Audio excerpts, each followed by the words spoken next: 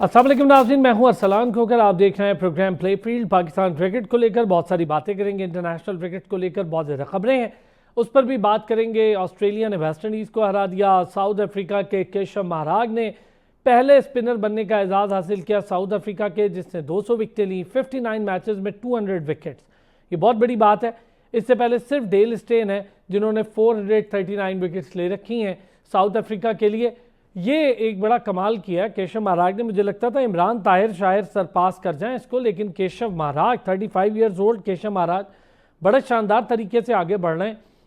कम spinners हैं इस वक्त दुनिया में जो अपना सक्का मनवा रहे हैं, जिनका राज चल रहा है। बहुत कम स्पिनर्स हैं। एक एरा था जब सईद अजमल थे, भारत में थे, ऑस्ट्रेलिया में स्पिनर बड़े मौजूद थे ज़बरदस्त। इसी तरह साउथ अफ्रीका में थे, न्यूजीलैंड में थे, एक ही टाइम पे इंग्लैंड में थे। बहुत ही क्लासिक स्पिनर सब टीम ने रखे थे। फिर वो एरा ख़त्म हुआ और हमने देखा उस एरा के बाद स्पिनर्स का एक काल पड़ गया। मुस्तनद स्पिनर को इक्का दुक्का टीम है जिसमें रह गए, बाकी सारी टीम्स स्पिनर्स को लेके स्ट्रगल कर रही हैं। पाकिस्तान बहुत ज़्यादा स्ट्रगल कर रहा है। क्यों कर रहा है इस पर भी बात करेंगे। हेड कोच आ गए पाकिस्तान के नए, रेड बॉल यानी टेस्ट टीम के इंटरम कोच के तौर पे उन्होंने ज्वाइन किया। चूँकि उनका कॉन्ट्रैक्ट था, कोच कोई मिला नहीं था, तो अजहर महमूद को हेड कोच बना दिया गया इंटरमली। अब इंटरम हेड कोच कैसे काम करेगा, किसने आना है, किसने जाना है, और ये इंटरम हेड कोच का क्या कॉन्सेप्ट है। हमारे यहाँ इतने लंबे अरसे से अभी कोई टेस्ट मैच भी नहीं हो रहा, हम एक क्यों नहीं टेस्ट टीम का हेड कोच अपॉइंट कर पाए। बड़ी अजीब बात है, मेरे लिए बड़ी वियर्ड होगी। इन सारी चीज़ों पर, पाकिस्तान के क्रिकेट पर, और फिर हमारे जो टॉपेस्ट क्रिकेटर हैं उन पर ज़रा बात करेंगे, और साथ ही साथ फुटबॉल पे थोड़ी सी बात ज़रूर करूँगा। पाकिस्तान की women football team Chinese Taipei से 8-0 से हारी है। बदतरीन तारीखी शिकस्त है। दो कोचेज़ हैं, स्टीफन कॉन्स्टेंटीन जो कि मैन फुटबॉल टीम को हेड कोच करते हैं, अदील रिस्की साहब हैं जो कि वुमेन टीम को हेड कोच करते हैं। दोनों कोई सिग्निफिकेंट रिजल्ट्स नहीं प्रोड्यूस कर पा रहे। लातादाद मैचेस का हारना, चंद एक मैचेस का जीतना, कोई इक्का दुक्का, लेकिन हार बहुत ज़्यादा है हमारे नसीब में। ये दोनों हेड कोचेस की परफॉर्मेंस को इतनी अच्छी नहीं है। नहीं आने वाली फुटबॉल की जो इंतज़ामिया है उससे अपील करेंगे कि ज़रा इस तरफ भी देखें, और अगर ज़रूरी नहीं है कि ये कहीं और अच्छा काम कर रहे हैं, हमारे पास नहीं कर पा रहे, तो हमारे पास रिप्लेस करने की पूरी सलाहियत भी है, एहलियत भी है, पावर भी है, और हमारे पास राइट भी है। तो बहुत सारी चीज़ें जी बात करने के लिए बदिउस जमा साहब हमारे साथ मौजूद है, सीनियर स्पोर्ट्स जर्नलिस्ट हैं। साथ ही साथ डॉक्टर हफीज़ अवान साहब ने हमें ज्वाइन किया है। डॉक्टर साहब इंटरनेशनल अंपायर भी हैं, हमारे रेगुलर हिस्सा भी हैं, क्रिकेट एक्सपर्ट भी हैं। बहुत शुक्रिया जी दोनों हजरात का। बदी भाई, ये जो हेड कोच वाला मामला है, कैसे देखने को हमें हेड कोच मिलता नहीं है क्या? मिसबा का नाम आ रहा था, मिसबा ने शायद हेड कोच बनने से इनकार किया। हमें कोई दूसरा ऑप्शन ही नहीं था हमारे पास, हमने इंटरम हेड कोच लगा दिया अजहर महमूद को। देखिए, ये तो पाकिस्तान क्रिकेट की सलाम भाई पुरानी रिवायत है कि किसी न किसी को एडजस्ट करना है तो एक ओहदा बदलो, दूसरे ओहदे पे ले आओ। अब क्योंकि बातें होने चली थी कि अजहर महमूद को हो सकता है पाकिस्तान क्रिकेट बोर्ड से फारिग कर दिया जाए, उनको टीम से अलग कर दिया जाए, तो एक नए रोल में उनको लेकर आ गए।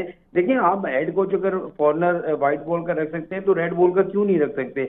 आप फॉरनर के अलावा यहाँ आपके पास इतने अच्छे हेड कोचेज हैं। मिसबा उल हक ने आपको टेस्ट जो है वो चैंपियन रहे हैं, उसके बाद उन्होंने जो कोचिंग की तो पाकिस्तान उनकी कोचिंग में कोई इतनी बुरी परफॉर्मेंस नहीं दी, लेकिन उसके बावजूद जो है वो हम पता नहीं एक बंदे पे बार बार क्यों ट्रस्ट करते हैं। जैसे आकिब जावेद पर हमने ट्रस्ट किया, एक जगह से वो नाकाम हुए, दूसरी जगह पर लेकर आगे कि यहाँ एडजस्ट हो जाए।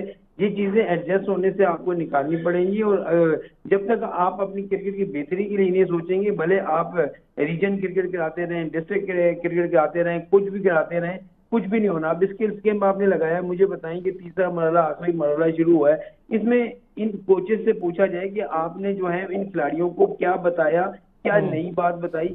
वही प्रैक्टिस है जो कैंप में होती है, वही प्रैक्टिस है जो स्किल्स कैंप में हुई है। आप उनकी फिटनेस, किसी ने ये उनसे पूछा कि भाई आपने इनकी फिटनेस चेक की, इनके कोई जो टेस्ट होते थे 2-3 साल पहले, वो किसी ने कराए? कौन खिलाड़ी कितना फिट है टेस्ट क्रिकेट के लिए, वनडे के लिए, T20 के लिए, किसी ने पूछा?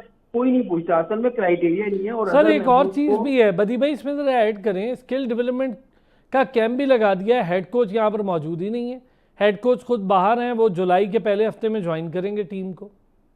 यही तो मसला है ना। देखिए, आप एक तरफ तो जो है वो फॉरनर को हेड कोच लगा देते हैं, दूसरी तरफ उनसे आप पूछते नहीं है कि भाई जब पाकिस्तान टीम का स्किल्स कैंप लगा हुआ है तो वो कोच कहाँ है।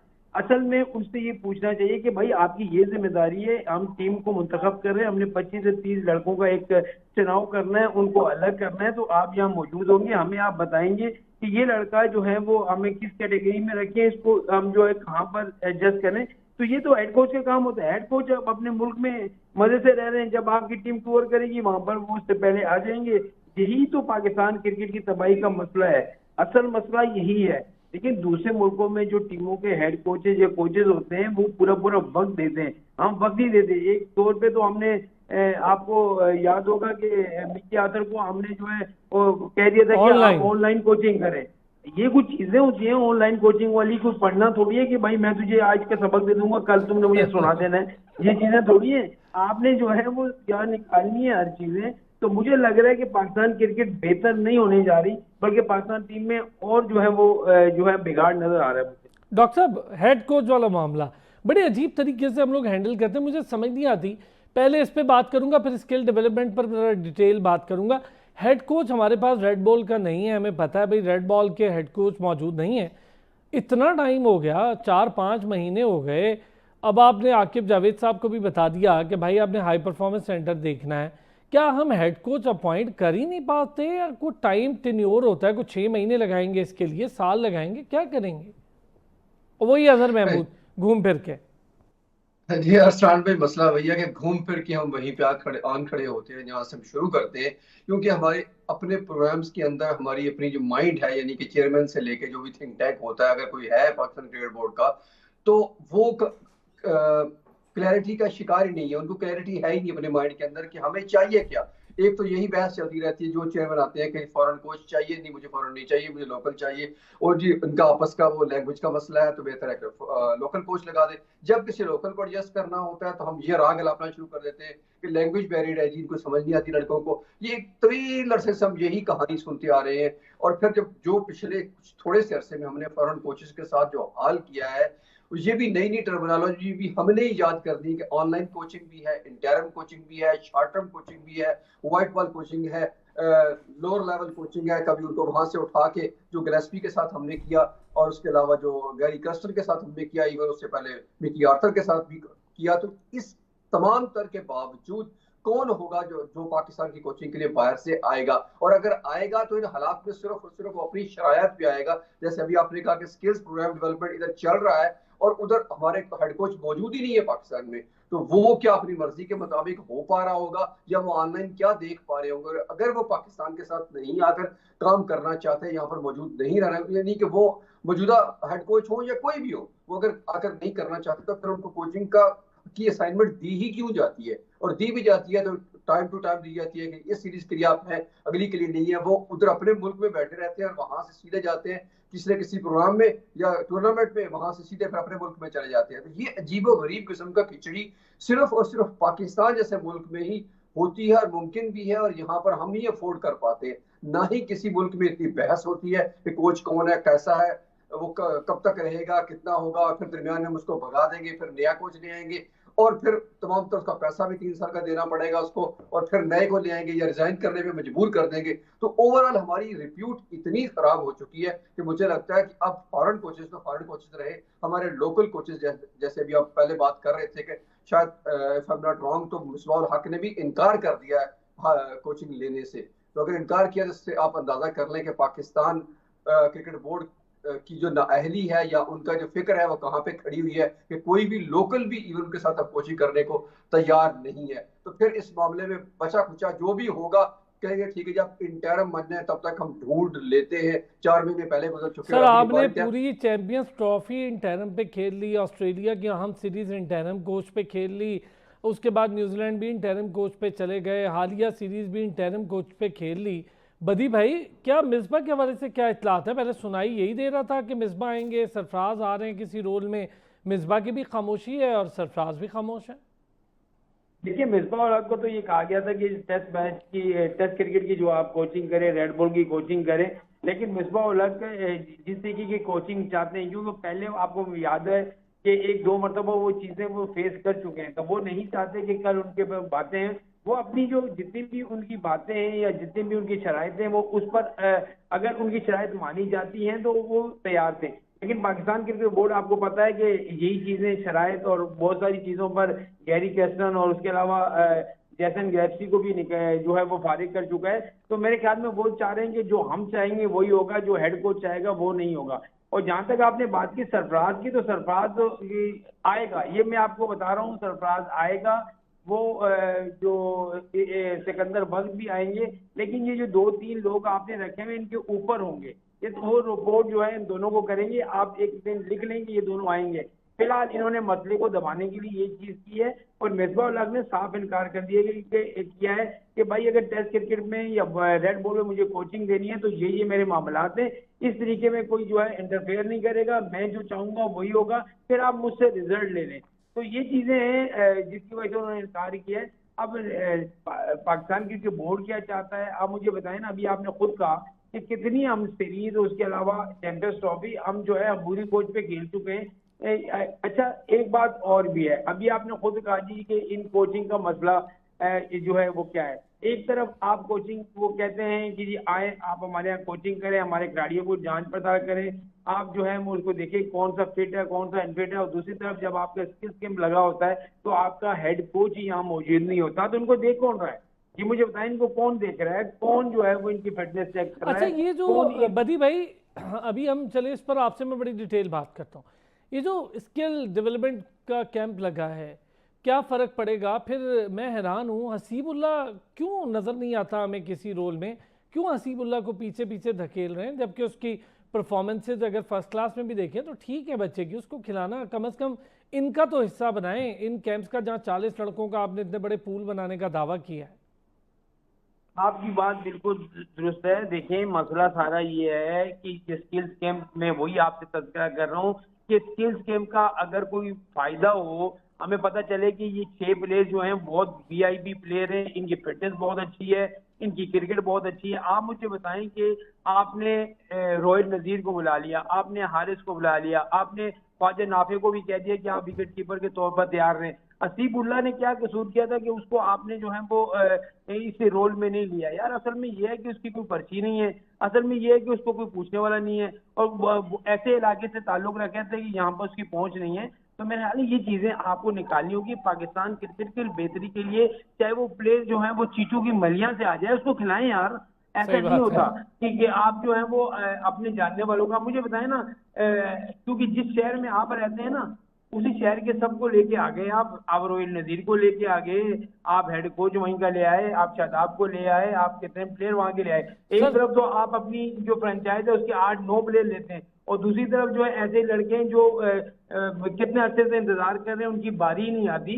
अगर आपने 30-35 या 40-45 लड़कों का पूल तैयार करना है तो फिर आप ये मनमानियां छोड़ें, उन प्लेयर को चांस दें कि जो प्लेयर जो है डिजर्व करता है, जिसकी परफॉर्मेंस अच्छी हो, चाहे वो डोमेस्टिक क्रिकेट में हो, चाहे वो डिस्ट्रिक्ट लेवल पे हो, किसी भी जगह पे हो, उसकी परफॉर्मेंस देखकर आप उसको सामने लाए ना। ये थोड़ी है कि आपकी क्रिकेट अगर ऐसे ही करते रहे ना तो आपकी क्रिकेट में बेहतरी नहीं आने वाली। आप मुझे बताएं, आपने बाबर आजम को बनाया, कह दिया अब किस काबिल नहीं है, मोहम्मद रिजवान को बनाया, कह दिया इस काबिल नहीं है, नसीम शाह पर अब जो है बातें करने लग गए। पहले वो जो है वो दुनिया का नंबर 1 बॉलर हो गया था, शाहीन को फिर एक आपने सीरीज के बाद हटा दिया। शाहिन शाह अफरीदी जिसने आपको मैचेस जितवाए, बड़ा अच्छा परफॉर्म किया, उसको आपने किनारे कर दिया कि जी ये कुछ नहीं है। ये मैं बताऊं, इन प्लेयर के साथ ज्यादती ना करें। आज तक हमने किसी भी कप्तान को इज्जत से नहीं भेजा, हमने किसी भी ऐसे प्लेयर को जिसने पाकिस्तान के लिए सर्व किया और पाकिस्तान के लिए अच्छी परफॉर्मेंस दी, उसको अच्छे तरीके से हमने रुखसत नहीं किया। तो ये चीजें अगर आपने नहीं छोड़ी उसमें तो मैं एक और आपको ट्रिक भी है ना सर, एक बड़ी ट्रिकी चीज़ है बदी भाई, ये जो आपने बात कर दी है। डॉक्टर साहब इस पर कोई एडअप करना चाहेंगे? स्किल डेवलपमेंट पर को हमारे हेड कोच वहाँ मौजूद ही नहीं है, हेड कोच है ही नहीं, वो अभी जुलाई के पहले हफ्ते में ज्वाइन करेंगे, तो ये स्किल डेवलपमेंट में उन्हें क्या पता चलेगा कौन क्या कर गया? फिर को टीम भी अनाउंस होनी है दौरा बांग्लादेश की। अरसलान भाई, ये दोनों बातें अपनी जगह पर बहुत दुरुस्त, बदी भाई ने भी बहुत दुरुस्त कहा कि प्लेयर्स का होना और किस तरह का कौन कौन मौजूद है, कौन कौन मौजूद नहीं है, ये तो एक अलग से बहस है। उससे भी ज्यादा मज़ाक़ खेज बात है कि मेरी बिल्कुल रिसेंटली बात हुई है इंटरनेशनल एक दो कोचेस से, तो वो हंस रहे थे। वो कहते हैं यार इससे ज्यादा मज़ाक़ खेज स्किल्स डेवलपमेंट प्रोग्राम नहीं हो सकता जिन लोगों की अपनी स्किल्स वो नहीं है जो वो सिखाने की कोशिश कर रहे हैं। यानी कि हम मॉडर्न जो क्रिकेट है उसको टच ही नहीं कर रहे, हम उस तरफ को जा ही नहीं रहे, हमें पता ही नहीं है। और जो खुद सिखाने वाले हैं महारत के साथ, उनका अपने दौर में अपने तौर पर अपने तय वो अच्छे क्रिकेटर जरूर होंगे, लेकिन उनको बिल्कुल नहीं आता। क्यों? इसलिए इसलिए नहीं कि हमें उनसे कोई ज्यादा दुश्मनी नहीं, औलाद नहीं है, बिल्कुल भी। मसला यह है कि उनका वो फील्ड ही नहीं है। ये सिखाने का या कोचिंग का या क्रिकेट डेवलपमेंट का प्रोग्राम है ना, ये बिल्कुल एक डिफरेंट फील्ड है। जिस तरह हम कहते हैं कंपायरिंग डिफरेंट फील्ड है, कोचिंग एक डिफरेंट फील्ड है। इसी तरह यहाँ पर हमें सिर्फ सीनियर प्लेयर्स को या किसी को एडजस्ट करने के लिए लगा देना काफी नहीं होता। तो उनको जिस तरह से सिखाया जा रहा है, वो कहते हैं कि बिल्कुल भी किसी तरह से भी ये आज की क्रिकेट से लगा नहीं खाता, और उनको खुद सिखाने की भी बहुत सारी जरूरत है। अगर आप शॉर्ट नहीं देखिए डॉक्टर साहब, मेरा तो सवाल ये है कि जब आपके हेड कोच इस तरह के कैंप्स का हिस्सा नहीं होंगे, वो कैसे जज कर सकते हैं? वो कागज़ के ऊपर जज कर लेंगे कि जी किसी ने लिख के दे दिया भाई इस लड़के ने स्किल डेवलपमेंट गेम में बड़ा काम किया, इसके शॉट्स यहाँ पर बड़े अच्छे थे, ये पावर प्ले का कैसे पता चलेगा जब तक खुद नहीं देखेंगे? एक ब्रेक लेता हूँ, वापस आता हूँ, इस पर भी ज़रा बात करेंगे। एक बार फिर खुश आमदीद कहेंगे।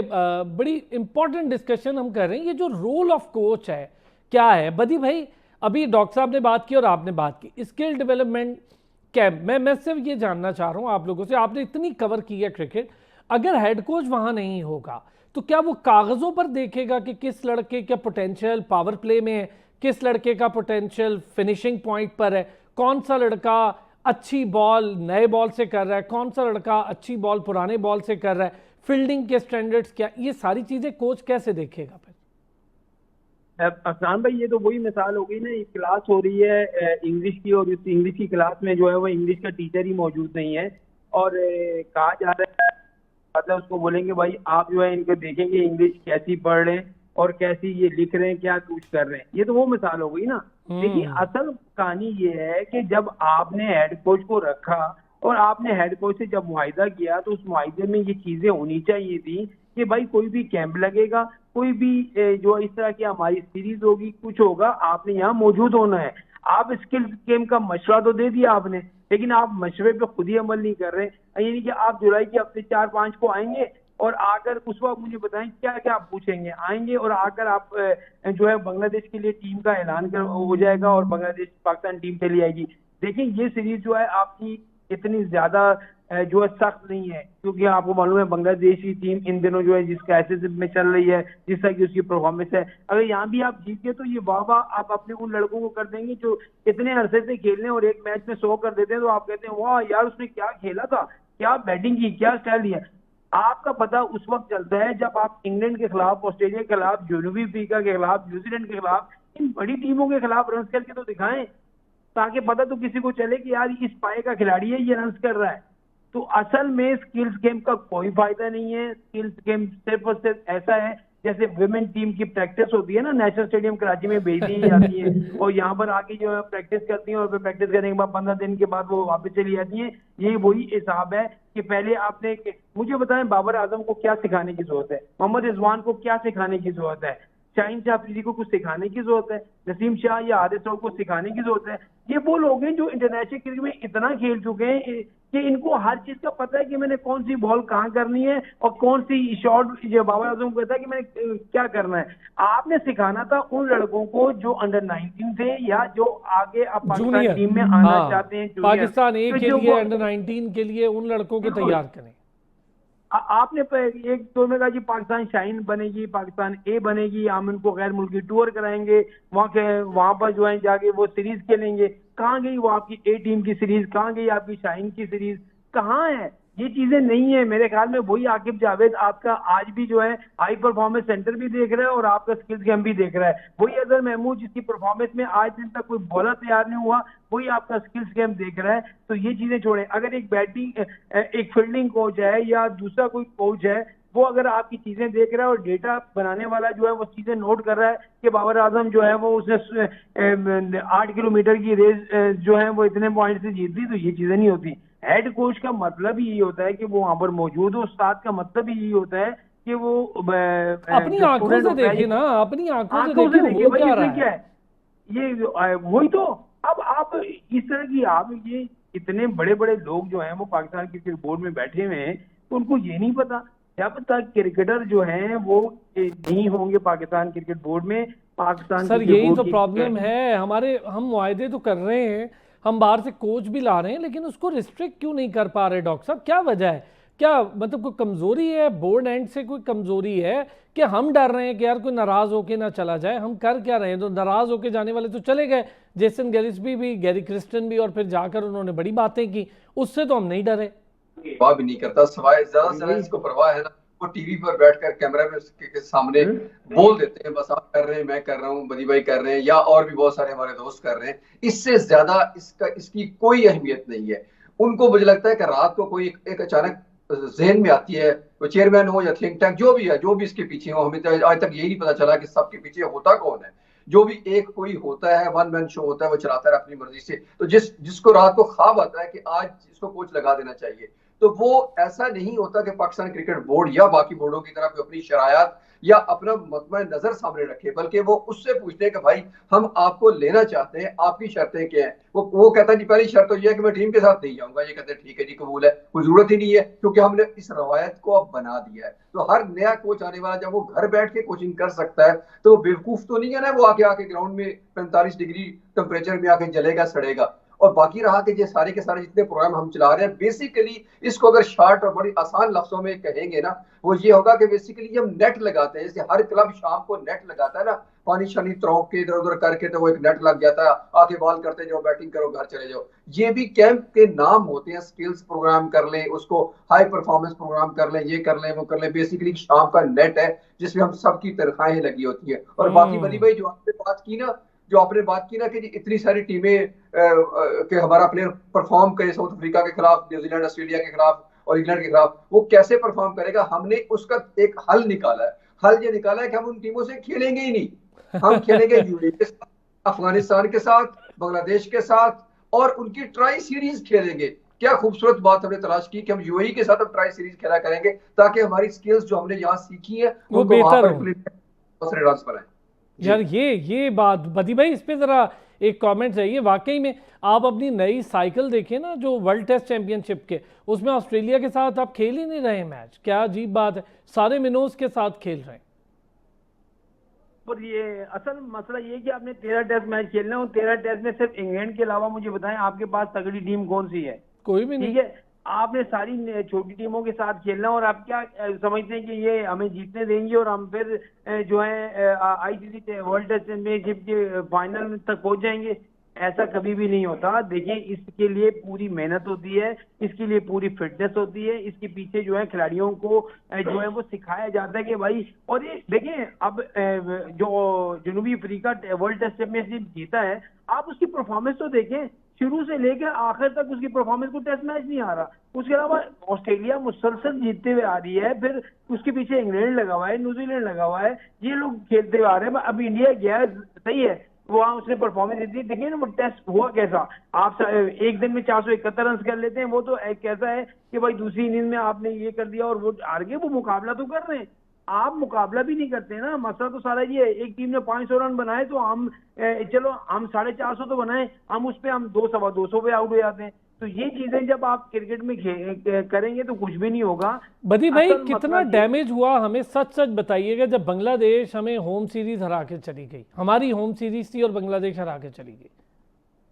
देखिए, वही तो मैं आपसे कह रहा हूँ कि हमें पता ही नहीं होता कि हमारे सामने कौन सी। हम बांग्लादेश को भी जो है वो जनूबी अफ्रीका समझ लेते हैं या ऑस्ट्रेलिया समझ लेते हैं, उनके सामने ऐसा खेलते हैं। जबकि बांग्लादेश की टीम जब जिस वक्त आई थी तो उसने जो परफॉर्म किया था, लाजवाब परफॉर्मेंस उसने दी थी, और आपको जो आउट क्लास कर दिया। होम सीरीज अगर आप नहीं जीत पाते तो अवे सीरीज आप कैसे जाके बताएं? आपकी परफॉर्मेंस जहां पर अगर जीरो है तो वहां जाके कैसे आप जो है वो 100% परफॉर्मेंस देंगे? तो मेरे ख्याल में पाकिस्तान क्रिकेट बोर्ड की जो ये बड़े बड़े लोग हैं ना, इनको सोचना चाहिए। आप हाई परफॉर्मेंस सेंटर में जो है वो 25-25, 30-30 लाख में लोग रख लेते हैं। अभी नदीम खान हाई परफॉर्मेंस के डायरेक्टर थे, उनको आपने निकाल दिया। उन्होंने 3-4 साल यहाँ पर सर्व किए। आपने उनसे पूछा कि भाई हाई परफॉर्मेंस से कितने लड़के तैयार हुए, यहाँ पर किसको क्या सिखाया गया। अब आकिब जावेद आ गए, वो आकर अपने फलसफे बयान कर रहे हैं, हम ये कराएंगे, हम वो कराएंगे, हम ये कराएंगे, अगर अली वो फैसलाबाद में छोड़ेंगे, फलाने को जो है हम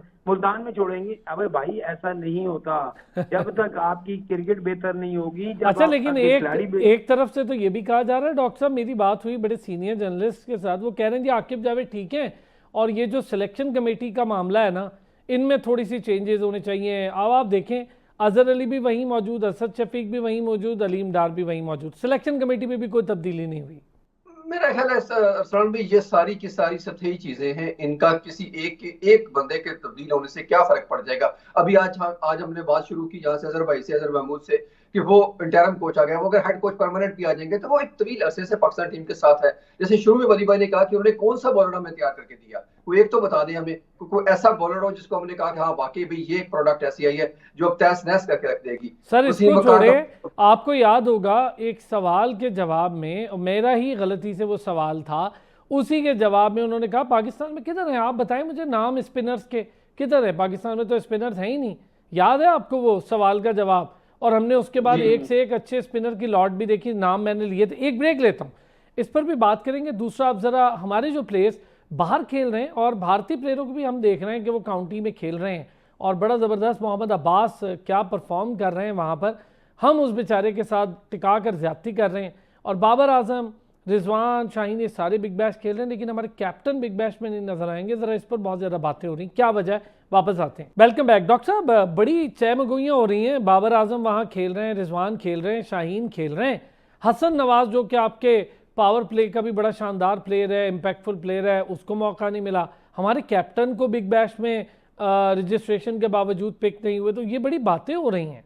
सर भी ये जितने लीग्स होती हैं ना, प्राइवेट लीग्स कह लें इनको, फ्रेंचाइज कह लें, T20 लीग, जो भी, बेशक वो बोर्ड ही क्यों ना करवाता हो, उसके उनकी प्रेफरेंसेस ये हरगिज नहीं होती कि वो बहुत अच्छा प्लेयर है, इम्पैक्टफुल प्लेयर है। उनकी प्रेफरेंस होती है कि बड़ा नाम कौन सा है। उसकी रीजन ये होती है कि उन्होंने अपना वो प्रोडक्ट सेल करना होता है। शाहीन, बाबर, रिजवान, कुछ भी कह लें, अभी भी पाकिस्तान क्रिकेट टीम के लिए बड़ा नाम है। बेशक वो हमारी पाकिस्तान क्रिकेट टीम की T20 में सिलेक्ट ना हुए हों, मुंतखब ना होने की वजूहत और बहुत सारी आपको भी पता है कि वहां क्यों नहीं सिलेक्शन हो पा रही उनकी, थोड़ी बहुत हुई भी तो बहुत सारे मुखालिफ कैंप में भी लोग बैठे हुए जिन्होंने ये तहिया कर दिया था कि इनको इस टीम के पास दे देना। उसके पीछे उनकी सरोगेट कंपनीज का भी मामला है और बहुत सारे मामला हैं इसकी वजह से उनको नहीं किया गया। लेकिन बिग बैश को पता है कि उनको अपने ब्रांड को बड़ा करने के लिए, अपने आई बॉल ज्यादा से ज्यादा हासिल करने के लिए, 25 करोड़ अवाम जो तो पाकिस्तान में बैठी है वो तो है ही है, उसके अलावा जितनी अवाम ऑस्ट्रेलिया में बैठी है पाकिस्तान की, आज आप खुद ही बताएं कि इससे पहले हमने BBN पे कितनी दफा बात की। आज तक हम कई सालों से प्रोग्राम कर रहे हैं, शायद ही कभी हमने बात की हो कि बिग बैश लीग हो, लेकिन आज हम बात कर रहे हैं, हमारे प्रोग्रामों में बात हो रही है। उन तीनों की वजह से वो 3 टीमें भी तो हिट होंगी, साथ उसको 25 करोड़ ये, और उसके अलावा पूरा डायस्पोरा जितना भी बैठा हुआ है पूरी दुनिया में पाकिस्तान का, वो इस वक्त उनको देखने लग जाएगा। तो बिग बैश को उनको जो भी पैसा देना है उनका पैसा वसूल हो जाना है, इसलिए कि आबादी का एक बहुत बड़ी तादाद है जो उनको देखेगी और वो इसमें आएंगे भी, डिस्कशन में भी आएंगे। तो बिग बैश अपना फायदा देखेगी। उनको हमारे जो कप्तान सलमान में या हसन नवाज में अभी वो पोटेंशियल नजर नहीं आ रहा। हो सकता है 1-2 साल परफॉर्मेंसेस दे तो वो यकीनन उनको भी उठा कर ले जाएंगे। तो उनकी प्रेफरेंसेस डिफरेंट है, हमारे यहाँ ये आपका बड़ा जबरदस्त पर्सपेक्टिव है। बदी भाई एग्री करेंगे डॉक्टर साहब से, लेकिन सवालात फिर भी हो रहे हैं कि यार देखें हमारे ये इम्पैक्टफुल प्लेयर्स थे, और जिन प्लेयर्स को आपने बाहर किया उनको करोड़ों नहीं, तारीख के सबसे ज़्यादा पैसे दे के वहाँ खिलाया गया, तो वो भी T20 है, ये भी T20 है, लेकिन वो सिलेक्ट कर रहे हैं, हमारी टीम में जगह नहीं बन रही उनकी। देखिए इंसान भाई, अब आपके दो कुछ अर्से पहले प्रोग्राम हुआ तो उसमें मैंने कहा था कि ये बाबर आजम, रिजवान, शाहीन शाह अफरीदी, नसीम शाह आपकी जरूरत है।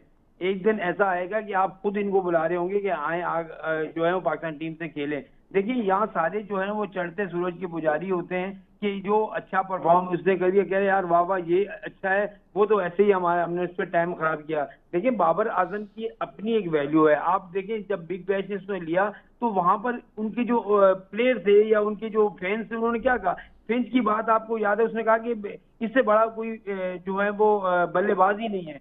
तो जब लोग तारीफ कर रहे हैं तो आप कैसे बाबर आजम को जो है वो इस तरीके से कर सकते हैं? मेरा आप उससे लाख इख्तलाफ होगा, कप्तानी के ऊपर होगा, मेरा एज अ बैट्समैन कभी भी उसके ऊपर इख्तलाफ नहीं हुआ, क्योंकि एज अ बैटर वो पाकिस्तान की तारीख का, मैं आपको बड़ी बात बोल रहा हूँ कि यूनुस खान के बाद ऐसा बल्लेबाज है कि जो आपको हर किस्म की क्रिकेट में रन करके देता है। वो फिर मोहम्मद रिजवान है, उसने यहाँ मुसलसल परफॉर्म किया है। एक मौका ऐसा था कि फ्रेंचाइज ने उसको पूरे 12-13 मैच बिठा के रखा, लेकिन उसने कुछ भी नहीं किया, वो सब्र से काम लेता। फिर आपके सामने कप्तान भी बना, वहां परफॉर्मेंस भी दी, टीम को जितवाया भी, और मुसलसल परफॉर्म कर रहा है। शाहीन शाह अफरीदी आपको जो है वो जब आउट करके दे रहा था, मैच जितवा रहा था, आप शाहीन कर रहे थे। जब कुछ अर्से के लिए उसको थोड़ा सा फ्लॉप हुआ, आपने उसको जो है वो एक पहले टीम का कप्तान बनाया, 4 मैचेस आने के बाद उसको बाहर कर दिया। इन लोगों की आपको टीम की जरूरत है, 5 से 6 लोग जो हैं। उसके साथ तो आपके 2-3 प्लेयर नहीं चल सकते टीम में, लेकिन एक दम से अगर आप 11 की टीम नहीं बना के लेके जाएंगे तो कभी भी आप नहीं चल सकेंगे। देखिए, तजर्बा का सीनियर प्लेयर का जूनियर के साथ होना वो लाजमी होता है, ताकि आपकी टीम परफॉर्म कर सके। अगर इस तरीके से आप करेंगे, आप बांग्लादेश से जीत जाएंगे। मुझे पता है कि आप जो है वो यूएई से जीत जाएंगे, अफगानिस्तान से भी आप नहीं जीत सकते, मैं आपको ये बता रहा हूँ। श्रीलंका से आप वहां जाके नहीं जीत सकते। अगर यहाँ बुला के अगर आप अपनी मर्जी की विकेट बना के जीत जाए तो वो अलग बात है। तो बड़ी टीमों से कैसे आप तवक्को कर सकते हैं कि आप जीत जाएंगे? ऐसा नहीं होता। आपने उन खिलाड़ियों के साथ ज्यादती ना करें कि जिनको ऑस्ट्रेलिया जैसी जो है लीग में 10 करोड़ रुपए अगर एक बंदे को मिल रहे हैं, तो आखिर उन्होंने कुछ देख के तो दिया यही होगा। बात ऐसे थोड़ी किसी बिल्कुल बदी भाई, यही पूछ मतलब कहने की बात है कि 10 करोड़ को डॉक्टर साहब का बिल्कुल ठीक है व्यू कि थोड़ा लीग को अपने लिए प्रोजेक्शन, अब एक बड़ा नाम है। वैसे भी मेरा मानना है आप उनको को अच्छी सीरीज तो खिलाए, अच्छी सीरीज जहां आप खेलने जाते हैं वहां आप, वैसे तो खैर अच्छी सीरीज हमारे पास है क्या, बांग्लादेश वेस्ट इंडीज यही अच्छी सीरीज है, बाकी तो है ही कोई नहीं। हाँ बिल्कुल, आपकी बात बिल्कुल ठीक है। मैं वही आपसे कह रहा हूँ कि इन हमारे पास पीएसएल के अलावा लीग कौन सी है? फिर देखिए, दीगर जितनी भी लीगें होती हैं, चाहे वो कैरिबियन लीग हो, चाहे जो है वो बिग बैश हो, या अमेरिकन अब लीग हो रही है, वहां पर भी पाकिस्तान प्लेयर खेल रहे हैं। तो इस तरह की जब लीग होंगी, अभी एक बहुत बड़ी लीग आने वाली है, उस पर थोड़े से रोड़े अटके हुए जो सऊदीया में होने जा रही है, वो 4 मुख्तलिफ ममालिक में होगी। जब आप खिलाड़ियों को अपनी टीम में नहीं लेंगे तो उनके लिए ऑप्शन मौजूद है भाई। उनको टीमें जो है हाथ के हाथ लेने को तैयार है। पैसा उनके लिए मसला नहीं होगा, मसला फिर आपको हो जाएगा कि यार हमारी टीम से खेलने वाला कौन है।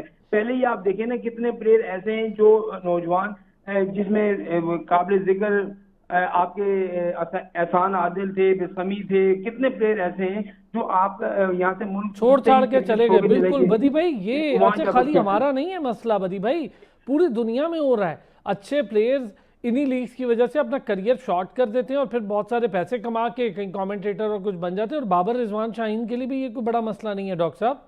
सर, ये तो किसी भी प्लेयर के लिए मसला नहीं रह गया। अब बोर्ड को तवाजन पैदा करना है बेसिकली। जैसे हम जिमी एंडरसन की मिसाल कुछ प्रोग्राम पहले दे रहे थे कि उन्होंने नई लीग्स खेली तो उनको इंग्लिश क्रिकेट बोर्ड ने अपने मुताबिक चलाया। उनके वो फाइनेंशियल जो नुकसान था या जो भी कह लें उसको, उन्होंने उसकी टेक केयर प्रॉपर तरीके से की और जिमी इतना लंबा अरसा खेल गया इंग्लैंड की तरफ से। तो ये इस खुद है क्रिकेट में, ऐसा नहीं है। और जैसे इंडिया की क्रिकेट है तो उनके सारे प्लेयर सिर्फ आईपीएल खेलते हैं। अब जाके उन्होंने कुछ कॉम्पिटिशन करके डालना शुरू किया, उनको भी तैयार होता है। सिर्फ ये आप उसको वर्क लोड मैनेजमेंट के नाम से खाली ये कहते हैं कि नहीं जी हमें नहीं भेजने, ये भी कोई दुरुस्त कदम नहीं है। बल्कि वो इंटरनेशनली खेलते हैं, जगह जगह पर जाकर खेलते हैं, उनका तजर्बा होता है। अभी रिसेंट टेस्ट की मिसाल ले लें कि इंडिया इंग्लैंड के टेस्ट में आप देखें, रोहित शर्मा और विराट कोहली का ना होना, यानी कि एक्सपीरियंस का ना होना, उनको मैच हरवा गया। हम 100 बात करें कि नहीं उनकी फील्डिंग की वजह से हार गया, उनकी बॉलिंग सर बॉलिंग की वजह से। वैसे इस पे मैं आपसे ना अगले प्रोग्राम में जरूर बात करूंगा, क्योंकि वक्त कम है। आज इस पे बिल्कुल एंड पे बात शुरू हुई आप दोनों हजरात से। मैं अगले प्रोग्राम पे ना इस चीज़ पे ज़रूर बात करूंगा कि बहुत जल्दी बुमराह को वसीम अकरम से बड़ा बॉलर करार दे दिया आपने। दूसरे पूरी इनिंग में वो विकेटलेस चला गया। वो बहुत बड़ा बॉलर है, मैं उसको नहीं कह रहा, इस वक्त प्रेजेंट टाइम का वो one of the best bowler है, कोई दो राय नहीं। लेकिन वसीम अकरम है, उसको डेल स्टेन टच नहीं कर पा रहा, उसको Mitchell Starc, PAT Cummins touch नहीं कर पा रहे। वो वकार, वसीम, मिग्रा, ये बहुत बड़े लेवल के बॉलर्स हैं। इतनी जल्दी करार देना ये भी एक प्रॉब्लम है। चलिए डॉक्टर साहब बहुत शुक्रिया। डॉक्टर हफीज़ अमान साहब थैंक यू सो मच। बदियुज़्ज़मान साहब आपका बहुत शुक्रिया। कल फिर होती है आपसे मुलाकात, अपना ख्याल रखिएगा।